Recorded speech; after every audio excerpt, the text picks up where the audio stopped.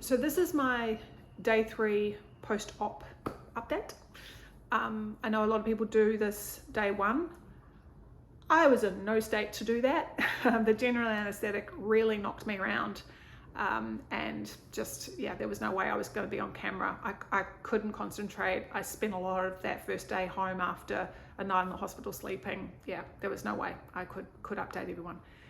What I can tell you is that the few hours after the surgery, I got up to use the leg. They want you up and walking and seeing how it goes. My pain had gone, the searing, burning pain that I was getting had gone, but the sensitivity and numbness had not, and I still needed to use a cane. Yeah, it was definitely better, to the point that actually on day 2, I didn't need the cane anymore. So the sensitivity is lessening, but the numbness is still there. I guess it's just going to improve with time.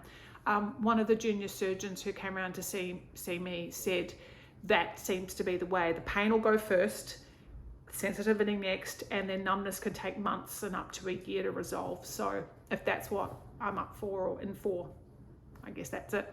My back pain has been interesting. So the first couple of days, it just felt like I had a wound in my back.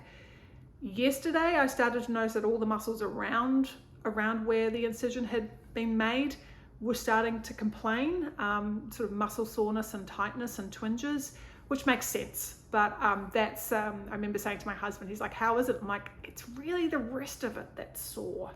So, and that kind of goes with also my leg and my foot. I'm having to use muscles I haven't used in months. My quad has been burning in a good way, and today I went for my first walk outside, and my calf, which had actually atrophied over the past couple of months, was burning by the time I got back to the house, but in a good way, not in the nerve way, but in the muscular we're using it way. So, and that's, I guess, why they want you up and walking around quickly. It's because they want you to build back that muscle that you've lost. The same thing in the foot itself. There were muscles in my foot that hadn't been used and are now complaining.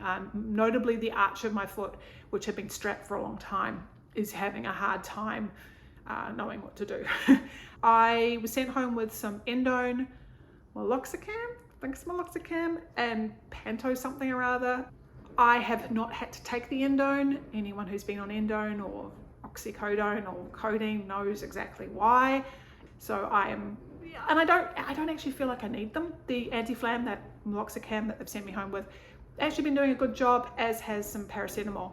I think I spoke about Lyrica before. I haven't had to take it really, much at all. I did notice I was having some really bad headaches.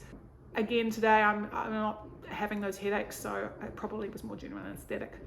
My hope is that by the end of the first week that the sensitivity in my bottom of my foot will have died down enough that I could wear proper shoes. But the numbness, at least I've had my expectations set that that's going to take a long time.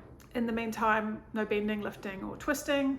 I see my GP next week to remove the waterproof bandage. Then I see my surgeon in 6 weeks, which is a bit longer than most. So I'm kind of not quite sure, but I think that might have more to do with her schedule than how long I should see her. But I can walk, and hopefully next week I'll be able to drive myself again without being in pain. So that's all kind of positive.